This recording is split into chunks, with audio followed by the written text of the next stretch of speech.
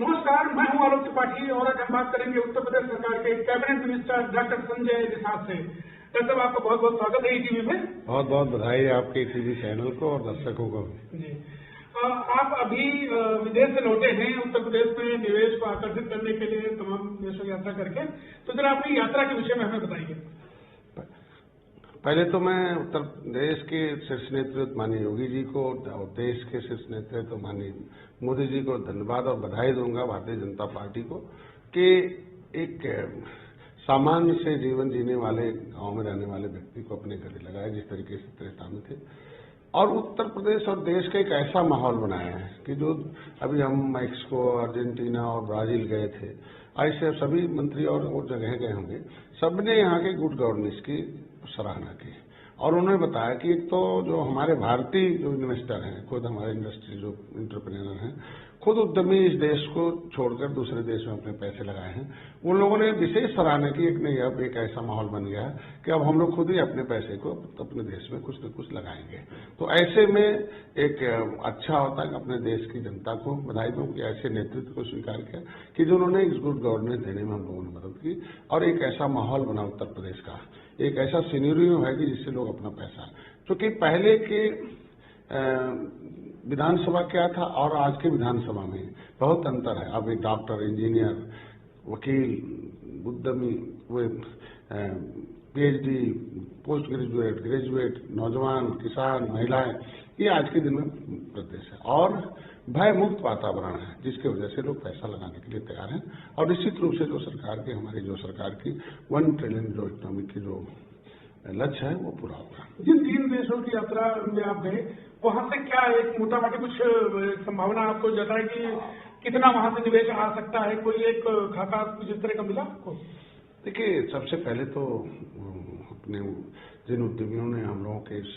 जो road show था, जो हम लोगों का प्रेजेंटेशन था सरकार का, जो हम लोग गुड गवर्नेंस के साथ साथ जो बिजनेस पॉलिसी हमारी जो बनी है, जो यहाँ 1 विंडो सिस्टम है, इजी गोइंग बिजनेस है, जो हमारी जो यहाँ की जो हर हफ्ते की जो कैबिनेट की बैठक होती है जिसमें हम पॉलिसी मेक करते हैं कि हम किस तरीके से समाज के और जनता के हितों के और व्यापारी के हितों के लिए हम ऐसा पॉलिसी बनाए जिससे कि हम उद्यमी को लगवा सकें। इसकी सराहना की प्रेजेंटेशन को उन्होंने सराहा, जैसे फिशरी सेक्टर हो, चाहे हमारे एग्रीकल्चर सेक्टर हो, चाहे डेयरी सेक्टर हो, आईटी सेक्टर हो, इथेनॉल का हो, शुगर का हो,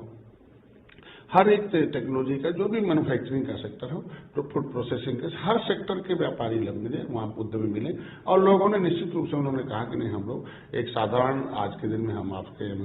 पर आज के दिन में टेंटेटिव हो रहा है, लेकिन फाइनल हम लोग आएंगे। जो मतलब आपको एक उम्मीद है कि अच्छा खासा एक निवेश जरूर इसका कोई निकलेगा? निश्चित रूप से उन्होंने अपना प्रेजेंटेशन किया और हमारा जो प्रेजेंटेशन उनके रहे और हमारे उत्तर प्रदेश में जो माहौल है, उन्होंने जो सुपर कनेक्टिविटी है, जो हमारे निवेश के लिए जो बेसिक चीज होता है कि कनेक्टिविटी क्या है, जो हमारे 7 बड़े बड़े हाईवे हैं, एक्सप्रेस हाईवे हैं, अभी और निर्माणाधीन है, फिर हमारे इंटरनेशनल जो हमारे एयरपोर्ट हैं और भी निर्माणाधीन है, जो डोमेस्टिक एयरपोर्ट हैं ये हैं, प्लस हमारे पर्यटक जो केंद्र हैं, जैसे आगरा है, जो मथुरा है, काशी है और सिंगापुर धाम है, जो अयोध्या है और गोरखपुर, गोरखनाथ, ये ढेर सारे जो हमारे पर्यटक केंद्र हैं, जो बहुत ढेर सारा गौरवशाली इतिहास रहा, उसका और कनेक्टिविटीज का दोनों, और जो हमारी जो बिजनेस पॉलिसी है, तीनों की वजह से निश्चित रूप से उन लोगों ने उसको एक्सेप्ट किया और से आने के लिए वादा किया। अब विदेश से लौटने के बाद आपके मुख्यमंत्री और प्रधानमंत्री दोनों से मुलाकात हुई है, क्या बातें हुई आपकी? देखिए, अभी तो मुख्यमंत्री जी से हमने टाइम मांगा है, देखिए अब आजकल में मिल जाएगा। प्रधानमंत्री से मिले तो उन्होंने, मैं 2 गार्जियन हैं और लोकप्रिय नेता है पूरी दुनिया में, तो इस तरीके से उनसे आशीर्वाद, प्यार और स्नेह, मार्गदर्शन, चूंकि गार्जियन है तो मार्गदर्शन और दिशा निर्देश लेना आवश्यक हो जाता है। और प्रमुख मुद्दे, चूंकि मैं जिस कम्युनिटी से बिलोंग करता हूं, उस कम्युनिटी का प्रमुख मुद्दा एक आरक्षण का रहा है, क्योंकि अंग्रेजों ने क्रिमिनल ट्राइब्स एक्ट जो है लगाकर इनको गाड़ दिया था, फिर संविधान बना, संविधान में मझवार और तुरेहा नाम से इनका नाम अनुसूचित जाति की सूची में सूचीबद्ध है। वो लेदरमैन, वाशरमैन, फिशरमैन, तो लेदरमैन और वाशरमैन को तो मिल गया, फिशरमैन की जो उपजातियां थी उन्हें 1991 के बाद इनकी उपजातियों को पिछड़ी में डाल दिया। सपा पिछड़ी से निकाल के अनुसूचित करती थी, बसपा उस पर स्टे लेती थी, 30 साल से ऐसे खेला चलता रहा। 31 दिसंबर 2016 को सपा ने उसे पिछड़ी की सूची से भी भी निकाल कर सूचना जारी करा देता। ऐसे में प्रधानमंत्री को बताना था कि अभी गौण का किए हैं, इसलिए हमारे लोगों का मर गया कि जल्दी होना चाहिए, क्योंकि प्रधानमंत्री ने जो प्रधानमंत्री मत्स्य संपदा योजना एक लागू की है मछुआरों के हितों के लिए, तो उसमें 20,000 करोड़ रुपया उन्होंने पूरे देश के मछुआरों को दिया। तो पूरे देश में मछुआरे अनुसूचित जाति की सूची में हैं, तो इसके वजह से SC को और महिला को 60% है, सामान्य को 40 है। लेकिन उत्तर प्रदेश में न रहने की वजह से इनको जो प्रधानमंत्री मत्स्य संपदा योजना उसको देने में थोड़ी इनको मतलब दिक्कत आ रही है, तो इसलिए जल्दी हो जाए तो उनकी मंशा। प्रधानमंत्री मैंने उनसे बताया कि 20 दिसंबर 2021 को माननीय मुख्यमंत्री जी ने इसको एक्सेप्ट किया था और RGI से दिशा निर्देश मांगा था कि डॉक्टर संजय का कहता कि एविडेंस की केवट मल्ला मझवार अनुसूचित जाति का हकदार है, तो RGI ने 18 जनवरी 2022 को उन्होंने एक्सेप्ट किया कि नहीं, जो डॉक्टर संजय प्रतिवेदन दी हमारे यहाँ प्रिंटेड है, इनकी गिनती केवट मल्ला के मझवार में होती रही है।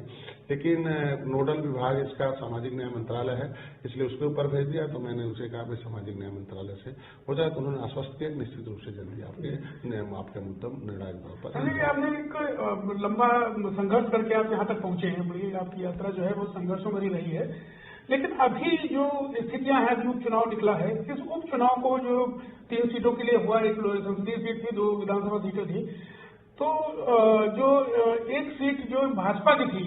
वो सीट अभी सपा और रालोद गठबंधन जीत के ले गया, रालोद के खाते में चली गई। इसको आप हार मानते हैं, किस तरह से देखते हैं आप? अब देखिए, चूंकि ये कोई बड़ा राजनीतिक फेरबदल है। देखिए, मैं तो चूंकि 2019 में आया और सपा बसपा एक हो गई थी, फिर भी मोदी के साथ खड़ा हो गया और ऐतिहासिक जीत हुई। 2022 में भी हम लोग सीट के लिए नहीं, जीत के लिए हैं और हम 403 विधानसभाओं पर अपने लोगों को उतारना और ऐतिहासिक जीत 2022 से मिली है। अब उपचुनाव में चूंकि मैं मैनपुरी और खतौली और मैं रामपुर नहीं जा पाया था और दुर्भाग्यवश, और इसकी वजह से मैं कुछ नहीं कर सकता। अगर मैं जाता तो शायद से कुछ और होता, वहाँ का सब सुविधा का वोट ट्रांसफर होता तो मैं जीत सुनिश्चित करा देता। निकाय चुनाव की समय तैयारी चल रही है, उसमें निषाद पार्टी का क्या रुख है? क्या आप अलग से लड़ेंगे, गठबंधन का रहेगा, समर्थन करेंगे, क्या रुख है आपकी पार्टी का? देखिए, हमारा जो गठबंधन विजन और मिशन के, हम विजनरी और मिशनरी कार्यकर्ता भी हैं, हमारा सिस्टम भी है और मोदी जी का विजन है और मोदी जी का मिशन भी क्लियर है, योगी जी का भारतीय जनता, इसकी वजह से हम लोगों का गठबंधन है। पार्टी चूंकि कार्यकर्ताओं के भरोसे चलती है, कार्यकर्ता रीढ़ की हड्डी होते हैं, वही आत्मा होते हैं, वही कार्यकर्ता ही के भरोसे पार्टी चलती है और उन्हीं की बदौलत हम लोग जीत सुनिश्चित करते हैं। ये छोटा चुनाव है, कार्यकर्ताओं का चुनाव है, तो निश्चित रूप से हमारे कार्यकर्ता जहां चुनाव लड़ने की तैयारी में है और मैं बातचीत प्रदेश अध्यक्ष से, मंत्री से हो चुकी है, मुख्यमंत्री इस पहले से, तो जो भी लड़ना चाहते हैं तो ऐसे में हमने सूची बना रखी है और कुछ दे भी रखी है, कुछ इकट्ठा न किया, क्योंकि आरक्षण के मुद्दे हल हो जाए कि कहाँ किस तरीके से सिनेरियो बनता है, तो हमें पूरा उम्मीद है कार्यकर्ता चुनाव लड़के जीत सकते हैं। उस सीट को भारतीय जनता पार्टी छोड़ेगी और उस पर हमें हमारे लोगों को अवसर देगी। आपके गठबंधन का एक और हिस्सा है अपना दल,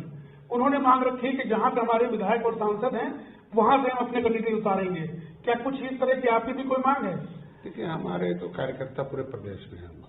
पूरे 850 ब्लॉकों में मेरे पास, हर नगर में है, चूंकि नगर निगम का चुनाव है तो नगर में तो मैंने कोई विधायक जिताया नहीं है और हमने क्षेत्र में जिताया नगर पंचायत है, तो जहां हमारे जो विधायक नहीं, हम पूरे प्रदेश के मछुआरों की बात करते हैं, प्रदेश की निषाद पार्टी के कार्यकर्ता जो, क्योंकि मैं पहले all India backward and minority welfare mission का मैं राष्ट्रीय अध्यक्ष था, मैं लंबे समय तक काम किया हूँ, वाम के साथ रहा, तो मैं ऐसे में सभी बिरादरी के लोग मेरे साथ जुड़े हुए हैं। तो जहां जहां भी हमारे मछुआ समुदाय की संख्या अधिक है और जहां निषाद पार्टी के कार्यकर्ता एक्टिव हैं और कार्यकर्ता हैं और कार्यकर्ता जीत सुनिश्चित करता, हम उन जगहों पर भी हम भारतीय जनता पार्टी से आएंगे। हम विधायक की बात नहीं करते, हम अपने कार्यकर्ता की बात करते हैं। विधायक तो समीकरण फिट हुआ तो विधायक आ गए, जीत गए, बाहर से भी आए तो भी जीतने के समीकरण भारतीय जनता पार्टी का सीट मैंने लिया था, तो भारतीय जनता पार्टी के साथ रहने वाले विधायक हुए। तो आज के दिन में ढेर सारे ऐसे कार्यकर्ता हैं कि जो भले हमारा विधायक वहां नहीं है तो लेकिन वहां वो जीत सकता है और वहां कार्यकर्ता हमें पूरे 403 पर हमें जीत संगठन खड़ा है और 403 पर मैंने भारतीय जनता पार्टी 2022 में हमने वोट डलवाए। मैंने कहा था भाई मोदी जी हमारे लिए कहें भोजन भरी थाली में डॉक्टर संजय के अलावा मोदी जी को देखकर बटन दबाना मेरे 11 विधायकों ने दिया है, तो मैंने भी पूरे प्रदेश में ही कहा कि भाई कमल में मोदी जी योगी के साथ डॉक्टर संजय को देख लेना, और उन्होंने देखा और ऐतिहासिक जीत दी। तो मतलब आप लड़ना चाहते हैं तो कहीं न कहीं हाँ आपके क्षेत्र के अलावा पूरे प्रदेश में आपके कैंडिडेट होंगे, बस ज्यादा नहीं जहाँ बहुत ज्यादा हमारे जो भी कर्मठ कार्यकर्ता हैं वो चुनाव लड़ने वाले नहीं लड़ाने वाले हैं, लेकिन कुछ ऐसे हैं जो लड़के जीत सकते हैं, तो चूंकि सुनिश्चित है भाई राजनीति में भागीदारी आवश्यक है, तो बहुत कम है, कुछ न कुछ ऐसे कार्यकर्ता। इस वर्ष के कुछ ही दिन शेष हैं, नया साल आने वाला है, फिर 2024 में लोकसभा का चुनाव है। 2024 के चुनाव को लेकर आप क्या देखते हैं अपनी पार्टी को, और कहाँ देखते हैं भारतीय जनता पार्टी को कि किस तरह से वापसी कर पाएगी? देखिए, लोकतंत्र जो पहले राजा नीति बनाते थे, राजा गार्जियन हुआ करते थे राज्य के और देश के चक्रवर्ती राजा, तो राजनीति कुछ है नहीं, पब्लिक और पब्लिक के पैसे और पब्लिक के भविष्य का गार्जियनशिप है, मतलब अभिभावक है। तो पहले कैसे अभिभावक रहे हैं सब दुनिया प्रदेश को देश को पता है, और उससे जनता का मोह भंग हुआ कि भेदभाव करती थी पिछली सरकारें। अभी विजन और मिशन वाले अभिभावक हैं, तो निषाद पार्टी भी विजन और मिशन वाली पार्टी है। तो आज के दिन में निषाद पार्टी, भारतीय जनता पार्टी जो उत्तर प्रदेश में है, और पूरे देश के मछुआरे आज के दिन में लगभग डॉक्टर संजय से जुड़े हुए हैं। तो हर प्रदेशों में, क्योंकि मैं गुजरात गया था, बहुत ऐतिहासिक जहां जहां गया जीत हुई। मैं अभी दिल्ली में गया था, भले हम लेट पहुंचे, लेकिन हम जिन सीटों पर प्रचार करके आए तो उसमें एक सीट छोड़कर सभी जीते हैं। तो जहां जहां भी मछुआरे हमारे माइग्रेट कर गए या वहां भी फिशरमैन कम्युनिटीज है, उनको पूरी उम्मीद है कि निर्बल इंडियन शोषित हमारा दल, जो अंग्रेजों ने जिन्हें उजाड़ा था 578 जातियों को, ऐसे लोगों को फिर से संविधान में सुरक्षा दिलाने के लिए निषाद पार्टी खड़ी है, और निषाद पार्टी हमारी गार्जियनशिप है। तो ऐसे में भारतीय जनता पार्टी बड़ी भाई है, और इनका एक ही उद्देश्य है कि सबका साथ सबका विकास हो। और जो जब तक गरीबों की तरफ जो पिछली सरकारें थी, गरीबों का नाम लेती रही, लेकिन काम अगर किया होता तो शायद गरीबों के। आज के दिन में हम गरीबों का नाम नहीं बल्कि उनका काम करके, चाहे उनको अनाज दे रहे हों, मकान दे रहे हों, इलाज करा रहे हैं, या चाहे जो उनकी भागीदारी, जैसे हमारा मछुआ समुदाय के लोग राजनीति के शिकार हो गए, इसीलिए निर्बल हो गए। आज पहली बार है हिस्सेदार है। दिल्ली में मत्स्य मंत्रालय अलग हो गया, उत्तर प्रदेश में मत्स्य मंत्रालय। तो ये शुरुआती में दिक्कत होती है कि हम पूरे 100% नहीं सबको अभी शुरुआत हो गई है। पहली बार अनुदान मिला है, पहली बार इनके लिए मछुआ दुर्घटना बीमा, पहली बार निषाद राज बोट योजना ने, पहली बार है मछुआ कल्याण कोष की स्थापना हुई है कि इनके बच्चों को पढ़ाएंगे लिखाएंगे, इन्हें भी IAS PCS डीएम कलेक्टर बनाएंगे, इनको भी इलाज कराएंगे, इनके भी सेवा के लिए मछुआ कल्याण कोष की स्थापना हुई है। निषाद राज बोट योजना, मुख्यमंत्री तो ये ढेर सारे आज के दिन में योजनाओं के माध्यम से इनके गरीबों तक पहुंचने का एक माध्यम बना हुआ। संजय जी, आपका विभाग भी, आप चूंकि इसी विभाग के कैबिनेट मंत्री हैं, मत्स्य विभाग के, लेकिन जो अभी देखने को आ रहा, प्रदेश भर की जो मंडियां हैं वहां पे प्रतिबंधित मछलियां बहुत बिक रही हैं। जो भारतीय जो प्रजातियां हैं मछलियों की, उनको नष्ट करती जा रही है, चाइनीज मांगुर की भरमार है। और कहीं भी लखनऊ की मंडियों में भी आप देख लीजिए कि तमाम प्रतिबंधित जात की जो प्रजातियों की मछलियां हैं तो वो ही पाई जाती है। तो इसको रोकने के लिए कोई अभी तक कोई सार्थक कदम नहीं उठा पाए। देखिए, सार्थक कदम है, हमारे विभाग के लोग जहाँ जहाँ पकड़े जाते हैं उनके खिलाफ, जब से मैं आया हूँ उसकी संख्या बहुत कम हुई है। अगर जहाँ भी तुरंत सूचना मिलती है वहाँ हमारे विभाग के इंस्पेक्टर जाते हैं, उनके खिलाफ कार्रवाई करते हैं। लेकिन पिछले जो सरकारें रही हैं उनकी उदासीनता, उनकी गलत नीतियों के चलते जो मत्स्य क्षेत्र में जो माफिया आ गए थे, जो हमारे बिरादरी के इस पेशे पर कब्जा कर लिए थे, अब उन्हें छुड़ाने में हमें बहुत ढेर सारी कामयाबी मिली है। अब हमारे बिरादरी के लोग कम से नदियों में, हमारे बिरादरी के लोग, क्योंकि तमाम ऐसी पॉलिसी बना रखा था कि कोई भी मछली मारे हुए मछुआरा है, ऐसा हो गया था। लेकिन राजस्व संहिता 2016 का था, केवट मल्ला बिंद कश्यप कहाँ देवर रखवार मछुआरा। तो चूंकि अंग्रेजों ने तो किया ही था कि पट्टा नीति बनाई हो, लेकिन अब हमारे विभाग के लोग धीरे धीरे, हमारे लोग अब ज्ञानवान हो रहे हैं, अब अनुदान है, अब हम उन्हें धीरे धीरे टेंट कर रहे हैं, और हम इनके लिए जो समितियां हैं उसको स्थापित कर रहे हैं, और हमारे अपने विभाग को भी अब तेज करें। चूंकि एक तो आधे कर्मचारी हमारे पास है, आधे कर्मचारी से हम काम दे रहे हैं, तो अभी मैंने लिख रखा कि हमारे पास आउटसोर्सिंग की जाए, आयोग से हमारी भर्तियां पूरी की जाए, कैडर रिव्यू हो जाए। तो ऐसे में हमने प्रमोशन अभी जल्दी किया है अपने विभाग में अधिकारियों को और प्रमोशन करके जो भी हो सकता है उच्च पदों पर हो, तो उन्हें अब ऐसे कहीं भी अवसर मिलते जहां हमारे प्रतिबंधित मछलियां, उन्हें हम रुकवाते हैं और ढेर सारा हमने प्रतिबंध लगा रखा है। क्योंकि दूसरे प्रदेशों में अभी नई प्रतिबंध है, इसलिए इसी रास्ते से मतलब बांग्लादेश से और रास्ता यही है, तो चोरी छुपे अपना ट्रकों से पहुंचा। आपकी जो ये विभाग है, अब मछलियां तो पलेंगी तालाबों और नदियों में ही, और इस सरकार का एक एजेंडा भी था कि नदियों को साफ करेंगे। तालाब सिकुड़ते जा रहे हैं क्योंकि गांव में कच्चे मकान नहीं बनते, मिट्टियां नहीं निकलती, तालाबों में इंक्रोचमेंट बहुत ज्यादा है। दूसरी बात, नदियों की जो सफाई का दावा था वो बनारस तक में नदी गंगा साफ नहीं हो पाई है। यहाँ पे गोमती आप देख रहे हैं कि खत्म हो गई, जिसको यहाँ पे टेम्स नदी बनाने का कोशिश हुई थी सपा सरकार में। तो आपका कोई एजेंडा, आपके एजेंडे में कुछ ऐसा है कि नदियों और तालाबों को लेकर भी आप कोई आंदोलन करें, या इसके लिए सरकार में कोई विषय उठाएं कि नदियों को फिर से पुनर्जीवित किया जाए और तालाबों का भी जीर्णोद्धार हो? मैं धन्यवाद दूंगा प्रधानमंत्री जी को कि अपनी जुबान से प्रचार करते हैं। प्रधानमंत्री मत्स्य प्रधान अपनी जुबान से इस अमृत सरोवर की बात करते हैं, अपनी जुबान से कहते हैं कि नहीं, अमृत सरोवर में मछली पालन हो और मछुआरों को इसमें प्राथमिकता दी जाए। तो आज के दिन में हमारा NFDB, national fishery development board है, उसने एक योजना बनाई कि जो जल और जल जीव का जो डिस्टर्बेंस है उसे पूरा किया जाए। इससे पहले दोहन हुआ, केवल मछलियों को मारते रहे, कभी उस पर डालते नहीं रहे। हमारा प्रोग्राम बना कि रिवर रेंचिंग की जाए और जो नदी, जिस नदी की मछली उसी के ब्रूडर को निकाला जाए और उससे जो है उसके बच्चे को बाहर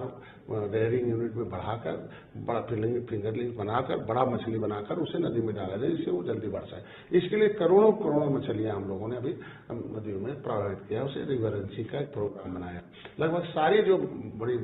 नदियां थी उसे हम लोगों ने 100 दिन का प्रोग्राम बनाया, फिर 3 महीने का, फिर 6 महीने का, फिर अभी हम लोग रिवर रेंचिंग का प्रोग्राम। तो इससे क्या है, नदियों का जो प्रदूषण है वो हमारी मछलियों के माध्यम से, वो जो जल और जीव का जो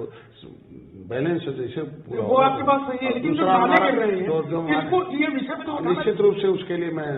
पत्र लिख चुका हूं कि जिस नाले को मछलियों को है उसे फिल्टर करके गिराया जाए और जितने भी प्रदूषण है उसे रोका जाए और नदियों में प्रदूषण नहीं तो फिल्टर पानी गिराया जाए और जिसकी वजह से काम किया। दूसरा जो आप पोखरे को सिकुड़ते हुए बताया आपने, उसके लिए प्रधानमंत्री को धन्यवाद दूंगा कि उन्होंने अमृत सरोवर पोखरे खोदने के लिए उन्होंने एक पैसे रिलीज कर रखे हैं और हम लोगों ने टारगेट करके अमृत सरोवर के रूप में चिन्हित भी किए। अभी और भी पोखरे, मतलब उनका कहना है कि जब जल और जब ताल, पोखरे, नाले जिंदा थे तो ये मछुआ समुदाय जिंदा था और हरा भरा था, तब हरे भरे थे। अब सूख गया तो ये संसाधन भी सूख गए हैं, तो इसको फिर से हरा भरा किया जाए। इसलिए खोदने के लिए उन्होंने जो हमारा जो ग्राम विकास क्षेत्र है उसके माध्यम से खुद रहा है और निश्चित रूप से अब उनका साधन संसाधन हाई टेक से हम लोग जो अभी जो सोलर पंप है उसके माध्यम से उनको उपलब्ध कराया जा रहा है और उससे पोखरे में पानी भरेंगे और धीरे धीरे अभी नई टेक्नोलॉजी से हम लोग पोखरे के साथ साथ हम RAS सिस्टम, हमारा रिसर्कुलेटरी एक्वा सिस्टम जो हमारा बायोफ्लेक्स सिस्टम है कि कम दूरी में भी अब मछली हम जल्दी प्रोडक्ट कर सकते हैं। हम केज, बड़े बड़े जलाशय जो थे उसमें हम मछली मारने में हमारे टाइम लगते थे, उसमें जलाशय में हम प्लास्टिक का डाल के उसे हम हाई टेक्नोलॉजी डेवलप करा रहे हैं। तो ये एक तरीके से फूड फिश रेयरिंग यूनिट है, मतलब हम बच्चे पैदा करने के लिए, फिर हम दाना बनाने के लिए, फिर उनका डेवलपमेंट करने के लिए, फिर उनके मार्केटिंग के लिए, फिर प्रोसेस, ये सारे यूनिट पर हम लोग काम कर रहे हैं कि हम लोग हाईटेक के आधुनिकीकरण किया जाए। जो परंपरागत सिस्टम है उसे हम लोग आगे करके हम आधुनिकीकरण हाईटेक करें और हाईटेक कराकर इस विभाग को उत्तम विभाग बनाया जाए। हमसे बात करने के लिए बहुत बहुत धन्यवाद। ये थे डॉक्टर संजय निषाद, जिन्होंने बहुत सारे विषयों पर हमसे बात की, अपनी विशेष विदेश यात्रा के विषय में हमें बताया। कैमरामैन विजय के साथ मैं आलोक त्रिपाठी, ETV भारत, लखनऊ।